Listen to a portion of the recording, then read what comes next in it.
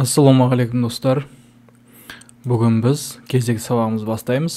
Көлеңке түрлерін өтеміз. Ал бастайық. Естеріңізде ғой, бізде мына жерде сол жақта инструменттердің түрлері бар. Сол жерде егерде қарап отырсаңыздар, мынандай бір белгі тұрады, знак. Осыны басып тұрсаңыздар, міне тен деп шығады. Тен деген көлеңке деген сөз. Осы жерде барлық инструменттерді өтетін боламыз. Соның бірі бізде тен, яғни көлеңке.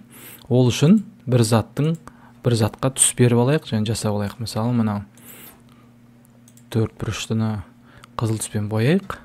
Контурын алып тастайық мышканың оң жағымен. Және көлеңкені таңдап басамыз. Бір рет басамыз да, осыны оны басып тұрып объектіге міне тартамыз. Сол кезде бізде көлеңке шықты. Көріп отырсыздар ғой.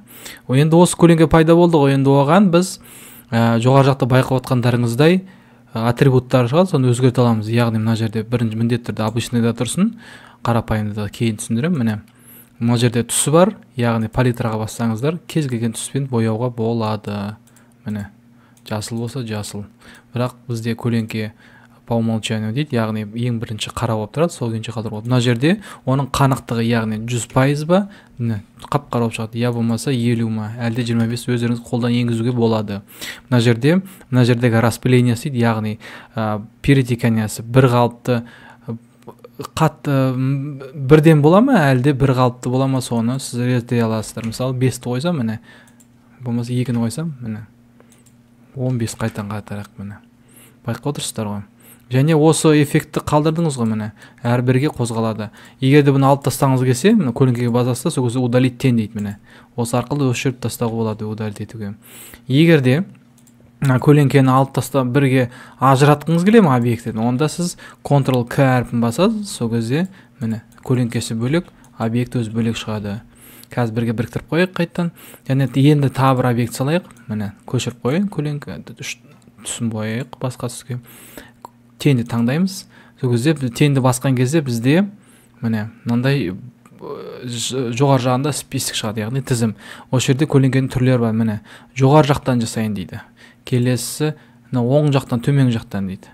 Тағы түрі сол жақ, төменгі жақ. Сөйтіп кете береді міне. Соның ішінде төменгі жағында мынандай бар. Свечение дейді, яғни артынан бізге нетіп береді, барлық жан-жағынан шығарып береді. Міне көріп отырсыздар ғой. Оның түсін дұрысырақ түсіну үшін мен бір түс берейін. Міне қызыл қылайын. Көріп отырсыздар ғой міне. Осыны сіздер бағана айтқандай мына жерде өлшемдерін өзгерте аласыздар. Мына жерде тағы бір айтып кететін жағдай, мынаны бассаңыздар оң жағында направление размытия, яғни жаңағы размытияның бағыттаушы, яғни ішіне қарай ма, сыртына қарай ма, міне сыртына қарай былай шығып тұр. Орташа кішірек болып тұр. Яғни орта дегенде мына жаққа да, яғни объекттің ішкі жағына да бірдей келтіріп тұр. Размытие по Гауссу дейді. Міне барлығы бар. Усредненный, яғни орташа түрі. Мен снаружи қолданып жатырмын, мына жақтан бізге істеу үшін. Мынаны ажыратып 100% 50 қылсақ, түстің қанықтығын өзгертуге болады. Енді келесі бір түрі, дәл осының тағы бір көшірейік та, түс берейік. Сары түс. Енді қараңыздар, көлеңкені дәл осылай шығардық қой. Енді мынандай бүйтіп жағын объект арқылы шығару болады. Бір рет басқан соң басып, қайттан өз орнына апарсаңыз, міне осындай көлеңке шығады. Егер де басып тұрып шетке тартсаңыздар, міне көріп тұрады, ол бағытталып, бағытталған жаққа қарай көлеңке түседі. Мына жаққа кіріп отырмай. Екі әдісі бар міне. Түрлерін өзгерте аласыздар, түстерін өзгерте аласыздар міне. Мына сызықты кейін тағы мысалы өшірдіңіз де, әрбір қозғадыңыз, сосын қайтан көлеңке бассаңыз, екінші рет бассаңыз, міне шығып тұрады. Жақындатып, алыстатып, басқа жаққа бағыттау болады. Көріп отырсыздар ғой. Енді бір көлеңке көрсетейін. Мына өзіңіздің көріп отқандай, мына текстің артында падающий дейді, яғни құлайтын көлеңке адамнан. Бір адамның пішінін алатын болсақ, адам деп алсақ, мысалы міне тез адам салып жіберейік. Осындай адам болатын болса,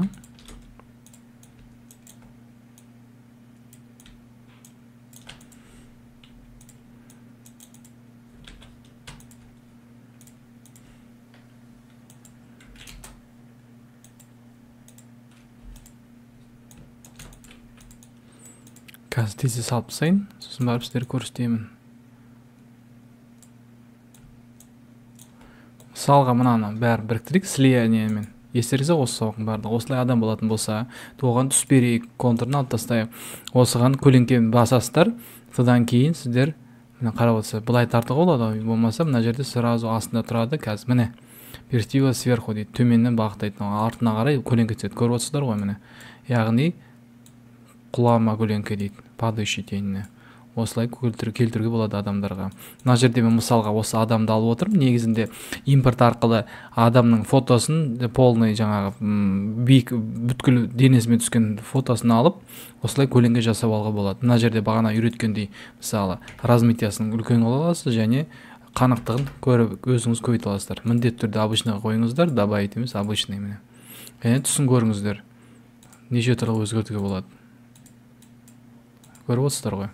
Қысқаша көлеңке жайлы сабақ осы. Міне міндетті түрде менің видеомды көріп отырған кезде тоқтатып, соны сіздер жасап көріңіздер. Жасап көрмей ары қарай даму болмайды адамда. Міне тағы да бір объект алайық.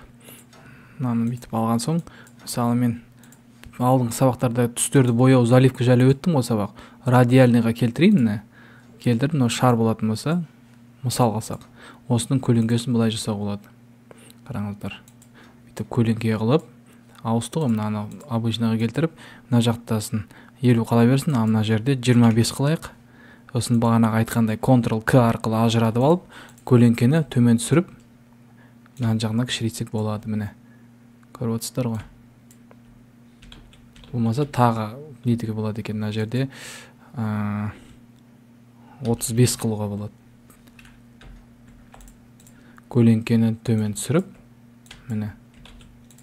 Оны бұлай деформировать етуге болады. Сол кезде көлеңке болып көрінеді. Көрдіңіздер ғой? Міне. Оның түсін бағана айтқанда өздеріңіздер білесіздер, қаншалықты өзгертулеріңізге болады, өздеріңіз білесіздер. Міне. Кішірейтуге болады, үлкейтуге болады.